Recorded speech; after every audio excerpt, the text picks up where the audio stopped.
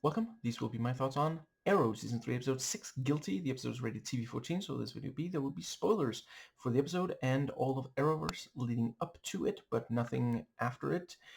And another episode that I absolutely loved. I might talk this fast for the entire video and keep the video overall short because my back is still in pain, and I will not be able to get treatment until fairly early Monday. So this is how it's going to have to be, at least for this one. Late was for the most recent Flash episode I covered. So I really thought this episode did a great job gradually growing, developing things that we had already seen. So Laurel is generally getting closer and closer to becoming a vigilante, and she is now much more fearless, which, once again, as with so many of these things that she's been getting better at, could be good, could be bad. Even her father is like, I really love when her father's like, you sure can pick 'em.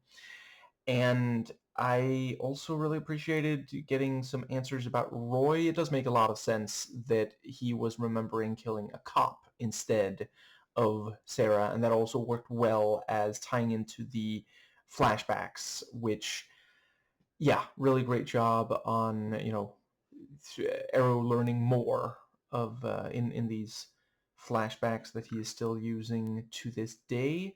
We also have some more stuff with Ted. I had not guessed that he would turn out to be a former vigilante, but I feel like it checks out with his characterization up to this point. And the idea of this, a parallel with he had a partner, Arrow has a partner, and, Arrow, insists your mistake was not cutting him loose, it was losing faith in him. And yeah, he was not really taking his own advice about, it's not how you get hit, it's not how you hit the mat, it's how you get back up. And I liked Laurel, using that on him there at the end. Really looking forward to seeing more of Cupid, who I'm thinking will turn out to be the killer of Sarah. I mean, the only thing we really know for sure is that it involved the Miracle, and I don't think I've seen her before. I guess it's possible that at least one person got Miracle and we didn't see. I would honestly have guessed that they all were dead by the end of season 2, but I did notice that she was definitely standing when, let's see, I think it's when Laurel walks out of Ted's place. It's one of the crime scenes, at least. One of the characters we know walks past a group of people, and I did notice there was a woman looking, there was just enough of a distinctness to her appearance, and I am almost 100% certain that that was indeed the same woman that we saw there at the end. I wonder if rhyming is just going to be her thing, or if it was just a one-off. And the, let's see, I guess that part of the reason I'm saying that I'm not 100% sure if she was Sarah's killer is we were told, Sarah was killed by someone throwing arrows with Miracle. Or wait, I guess they didn't say throwing, but they did say Miracle. I don't know yet if she's on Miracle, although they did look fairly powerful, those couple of arrows she did fire. And I thought that I have a soft spot for when someone responds to "Can I ask a question?" with "You just did." So, as usual, Felicity continues to be awesome. And Laurel continues to look incredibly badass and intense in these, training, sparring scenes.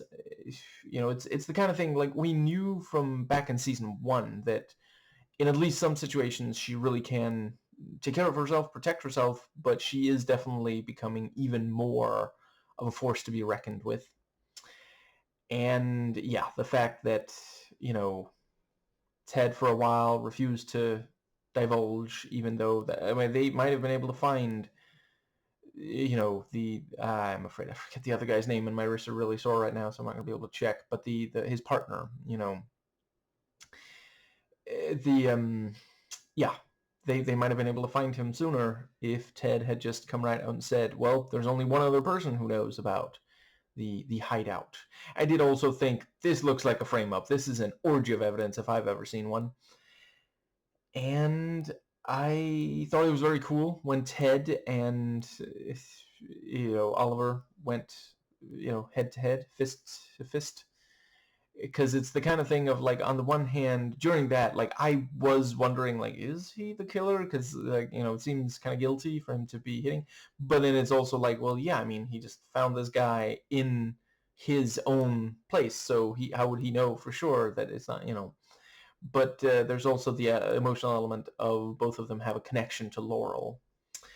And I like Laurel giving, the alibi, and Oliver not being sure how much he trusts because he feels like she's not seeing all of Ted. And I really appreciated her confronting him, when she realizes he lied to her.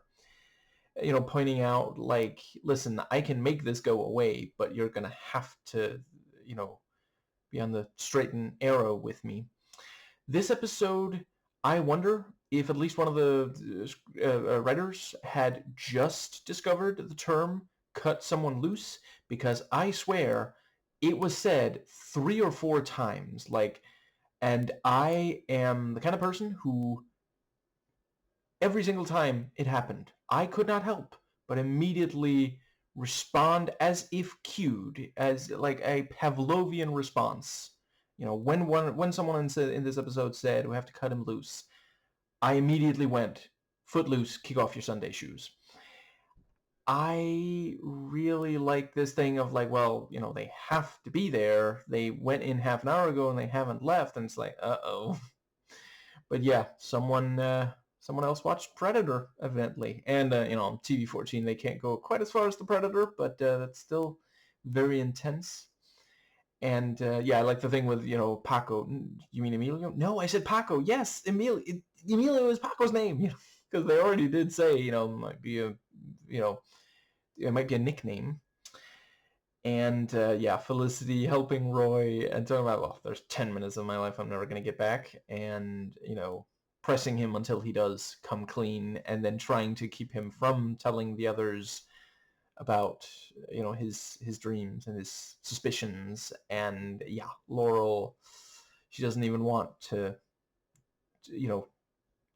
any kind of like physical affection. Like, it's natural for, he thinks, maybe a hug will make her feel a little bit better.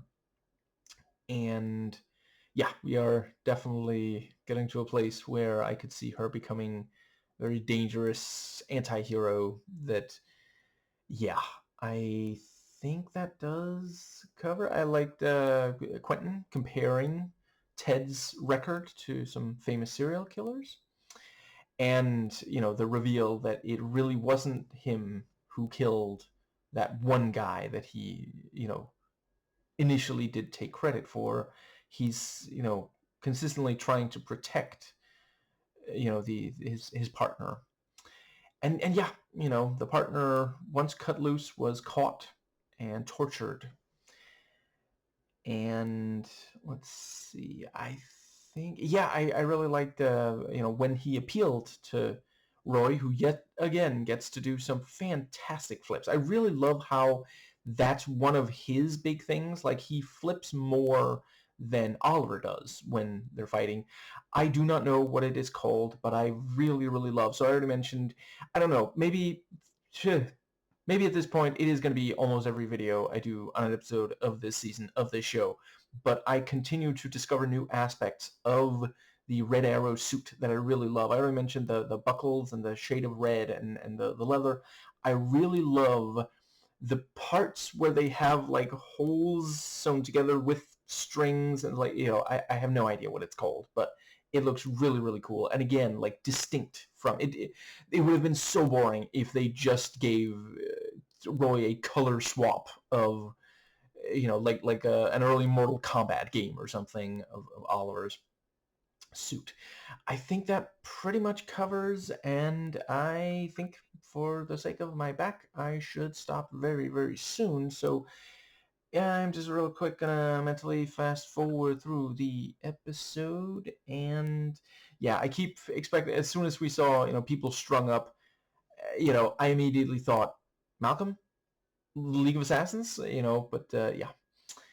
I think that does pretty much cover. I did really like Ted trying to talk down his former partner, and that does, of course, confirm, at this point, Oliver knows for sure. Okay, he knows who this guy is. And yeah, the game of chicken, that was intense. And yeah, Roy did actually help save the day. He left the lair, but he came and came to the rescue. That was a really great. But yeah, partner trying to appeal to Roy, and we do know Roy does have abandonment issues. So that is a thing that could become yeah. And yeah, he says he'll abandon you, and then as soon as Roy is face to face with Arrow again, Green Arrow, he's like, don't abandon me. And now that I think about it, I guess it is good that the show's called Arrow instead of Green Arrow, because now it can apply to either of them, as well as their weapon of choice. And I guess that does pretty much. I like the thing about, if I was going to polygraph you, I'd have done it when you discovered beer. And I think that is just about. I just realized I have not yet recommended a YouTube video, so I am very, very quickly going to pick one and recommend. So yeah, Lily Simpson. Let's see, on a TV14, I think you do get one H word, don't you? What the Hell is Unfree Britney is the name of the video. It is fantastic, and yeah, covering something that I'm really, really, yeah, this is something that needs to be talked about. And I am not sure I have too much else to say. It was, I do understand why the cops thought that Ted was the killer. There actually is evidence in this case. They're not just going off a hunch, or in the case of Ice, seemingly just a homicidal urge that they can't seem to keep in check, which does really suggest that we're going to have to make sure to bring them to justice. And I'm obviously not talking about violence. I do mean politically.